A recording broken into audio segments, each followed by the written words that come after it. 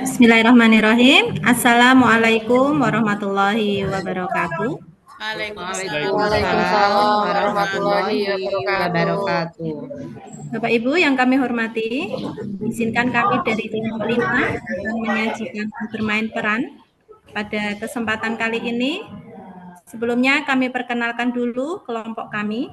Yang pertama yaitu Bapak Supyani, yang kedua Ibu Lena Herawati, yang ketiga Ibu Kartikowati, dan yang keempat Nurul Khotimah, serta saya sendiri Fajar Isnaini Kusuma Dewi.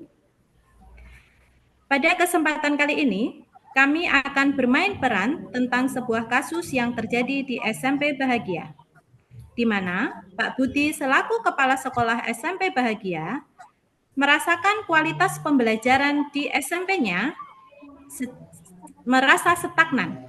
Inovasi pedagogis juga jarang terlihat. Maka, Pak Budi mempunyai rencana untuk melakukan pembelajaran mendalam serta membentuk komunitas belajar.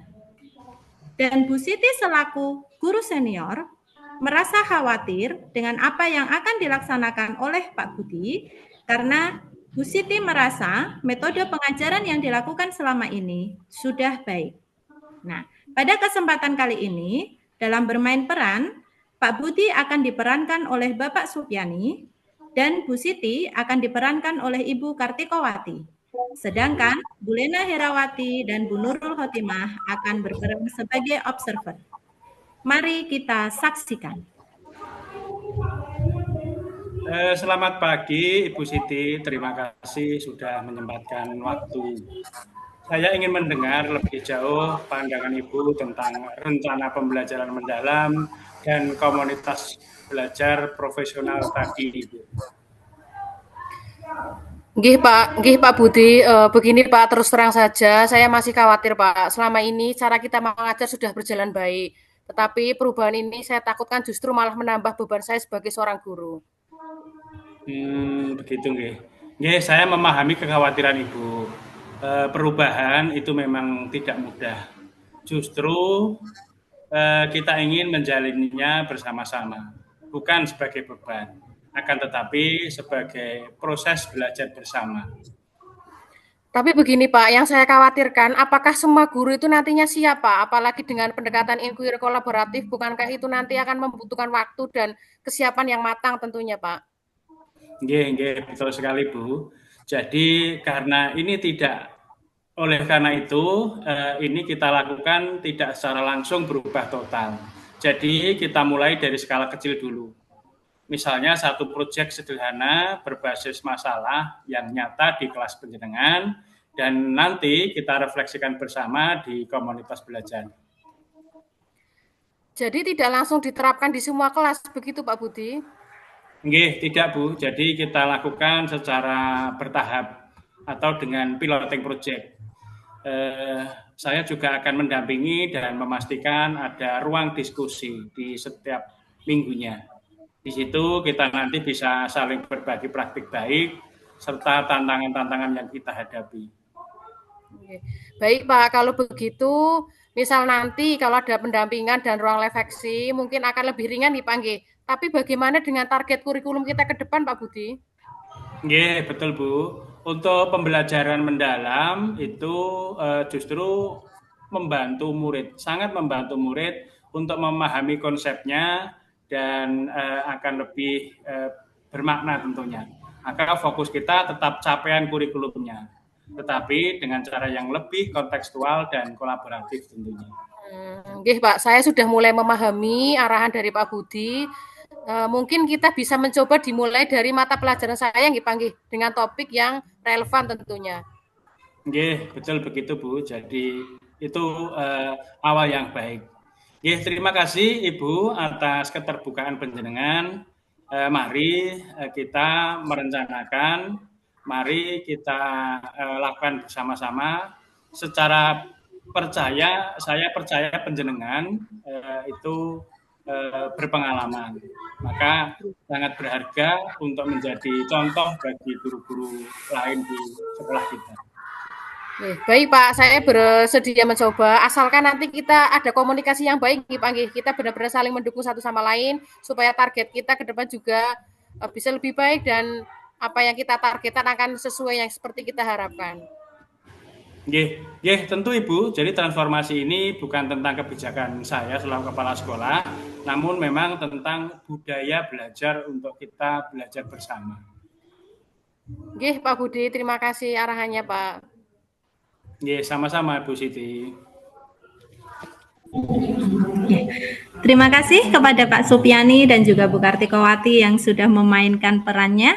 Untuk selanjutnya kami mohonkan kepada Bu Lena Herawati selaku observer untuk bisa menyampaikan hasil pengamatannya. Monggo. Terima kasih Bu Fajar atas kesempatannya. Assalamualaikum warahmatullahi wabarakatuh.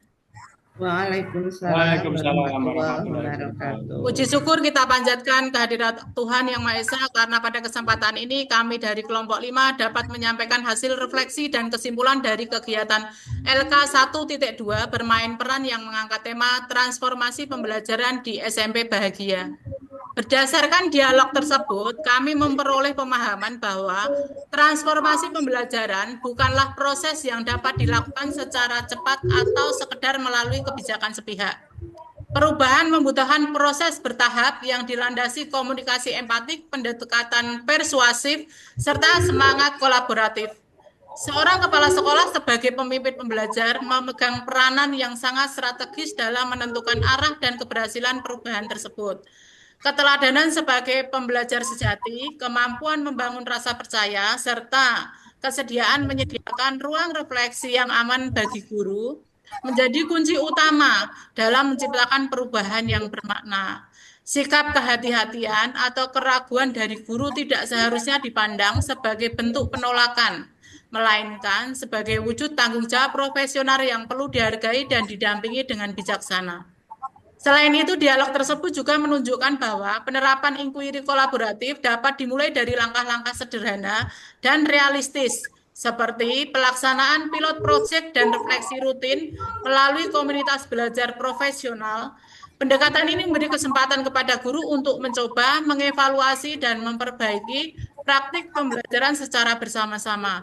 Dengan demikian, guru merasa didukung dan diberdayakan, bukan ditekan atau dipaksa.